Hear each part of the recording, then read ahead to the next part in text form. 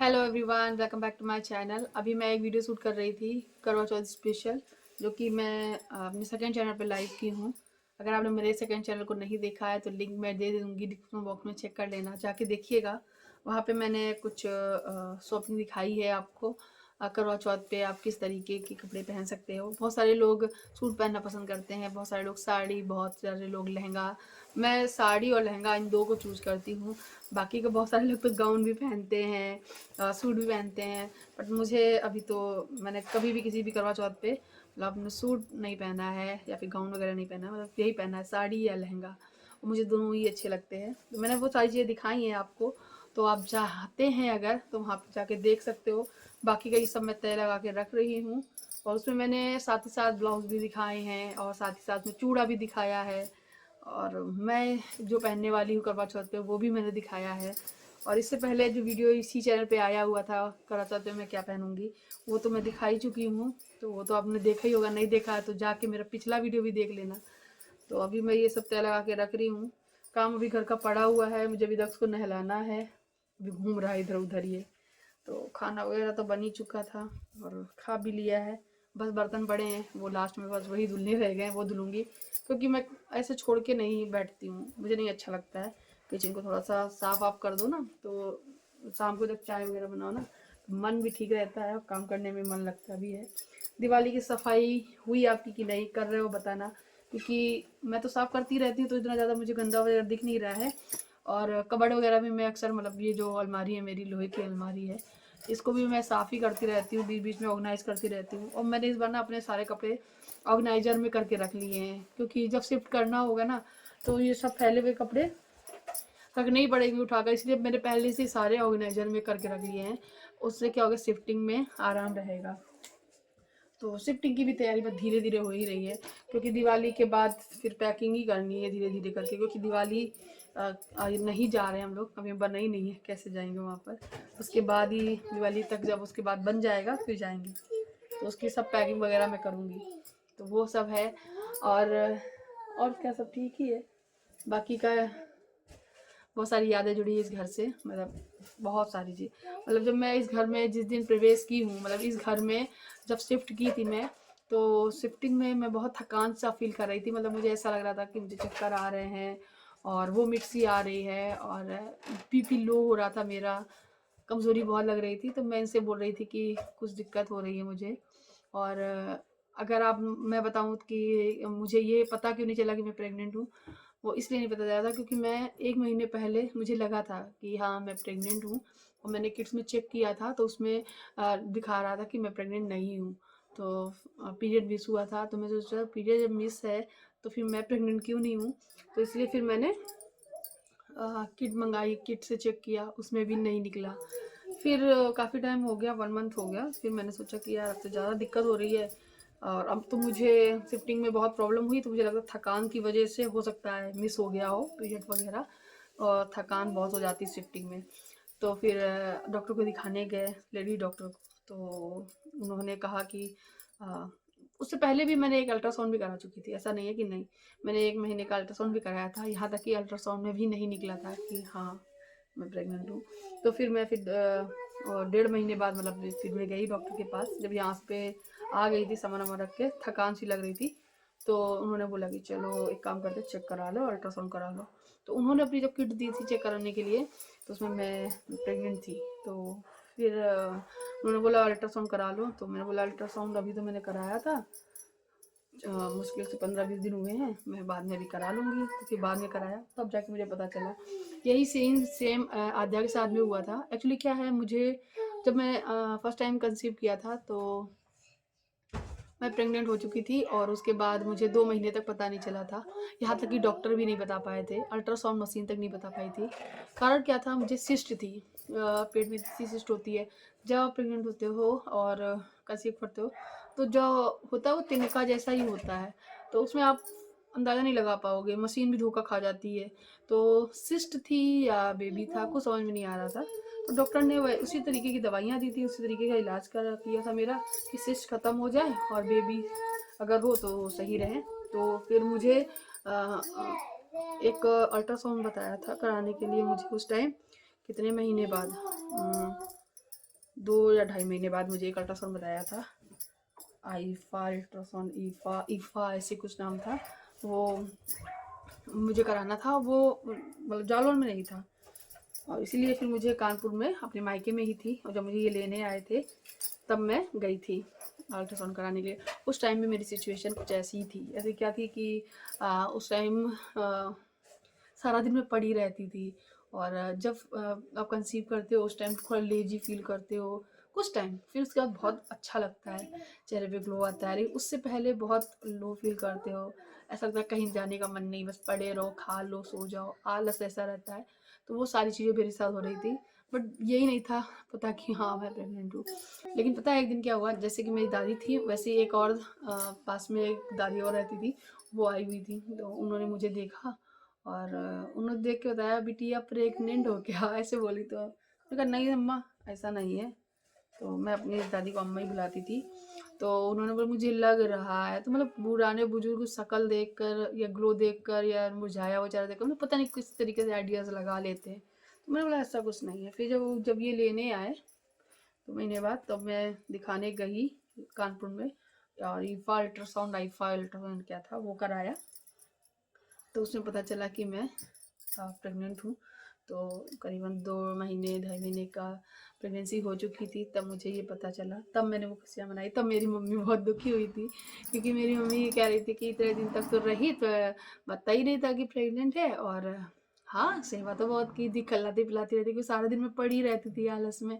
लेकिन मम्मी को लग रहा था अब मेरी बेटी अब जा रही है, तो क्या कर सकते हैं। फिर मम्मी ने विदा किया था दूसरे दिन, मैं जावन चली गई थी।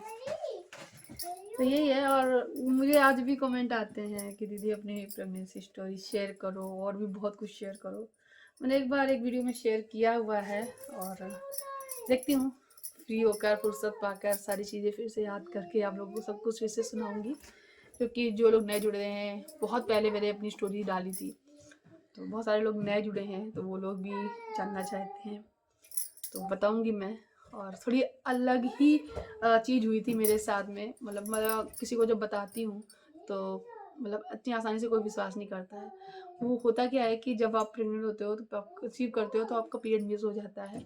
अगर आपका पीरियड 1 महीना मिस है तो जाहिर सी बात है, आप कुछ ना कुछ तो होगा ही, तो डॉक्टर के पास आप जाओगे। लेकिन अब डॉक्टर ही नहीं कह रहा है आप प्रेग्नेंट हो, और अल्ट्रासाउंड मशीन तक नहीं कह रही है प्रेग्नेंट हो, तो फिर आप कैसे कह सकते हो कि आप प्रेग्नेंट हो ना। तो वो सब चीज़ें हैं जो मेरे साथ हुई है, और ऐसा होता है, ठीक है। मुझे भी लगता था ऐसा कैसे हो सकता है, लेकिन ऐसा होता है, और मेरे साथ एक नहीं 2 बार हुआ है। तो है, अब क्या कर सकते हैं। तो मैं सोचा कि चलो बैठे बैठे आप लोगों को बता दूं। और मैंने ये जो वीडियो शूट किया था वो मेरे सेकंड चैनल पे चला जाएगा, तो आप वहाँ पे देख सकते हो। वीडियो तो बनाओ, लेकिन उसका फैलावा इतना फैलता है कि आप समेटते समेटते थक जाओगे। तो वही है, जा रही हूँ, देख तो नहलाऊंगी, और उसके बाद उसको सुला दूंगी थोड़ी देर। सोता नहीं है, बहुत बदमाश है, और सोएगा नहीं, वो भी शाम के टाइम पे 6 बजे, कभी 7 बजे ऐसे सो जाएगा। कल पता है क्या हुआ, कल ये ऐसा सोया, करीबन 7 बजे सो गया, नहीं 6 बजे सोया, 6 बजे से लेकर 7 बजे तक इस रूम में सोया। उसके बाद जब जग गया, बहुत शोर हो रहा है नीचे, काम चल रहा है ना इसलिए, तो जब इस कमरे में सोया उसके बाद फिर मैं इसको उठाकर उस वाले कमरे में ले गई जब ये रोया था। तो टीवी चल रही थी, मैंने देखेगा, लेकिन वो थोड़ी देर में फिर सो गया।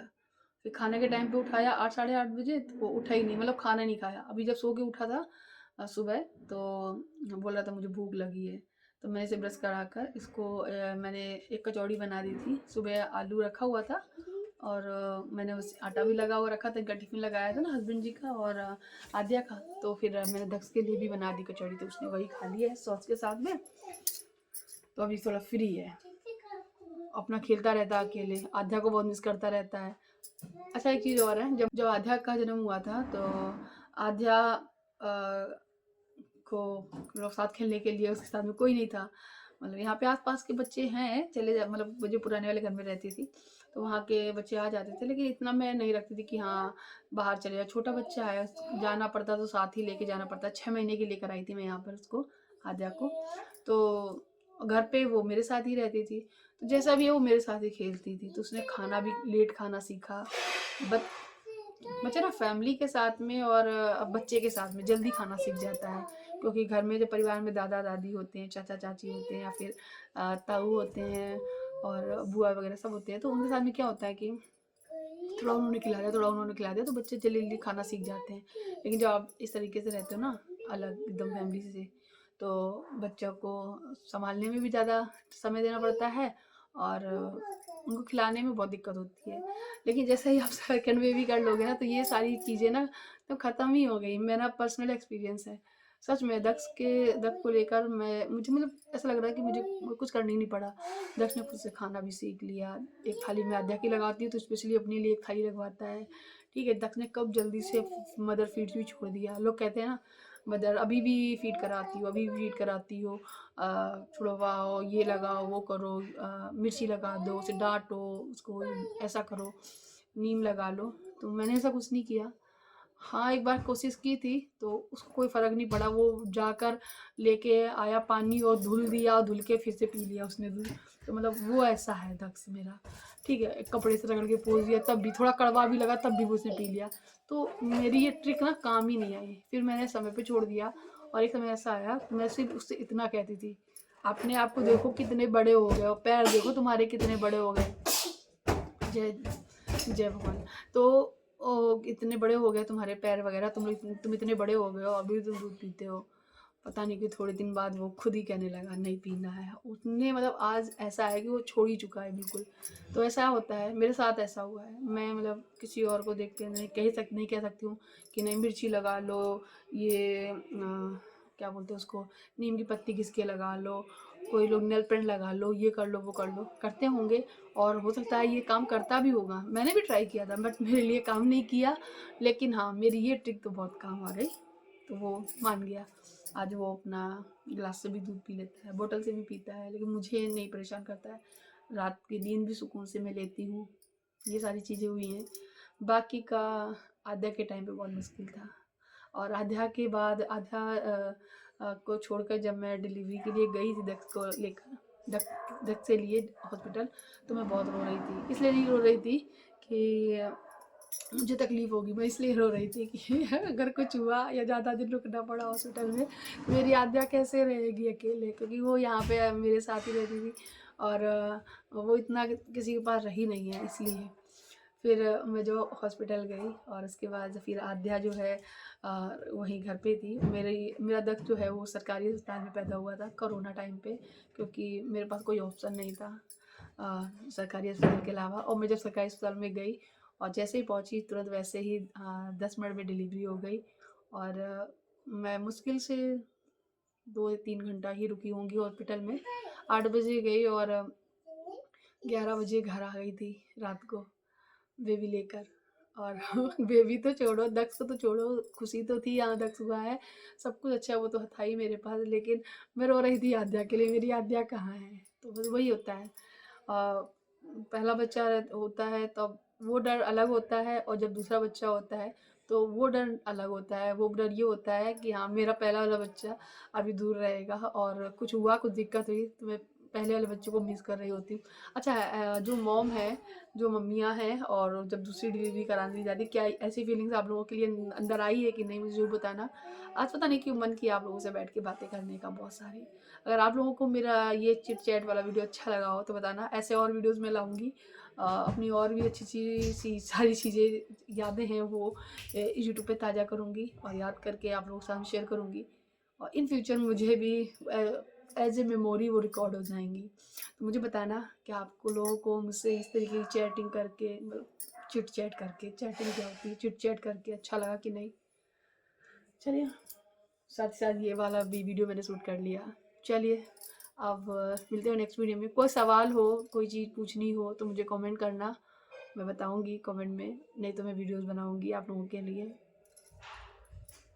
Thank you for watching, bye. Channel को ज़रूर सब्सक्राइब करिएगा अगर आप मुझसे नए जुड़ रहे हैं, तो पहली बार आए हैं चैनल पे तो सब्सक्राइब करिएगा। और साइड में जो बेल आइकन है उसको भी बजा दीजिए टन, ताकि जब भी मैं वीडियो डालूँ तो नोटिफिकेशन मिल जाए, आप तुरंत मुझे देख सको। ठीक है, बाय।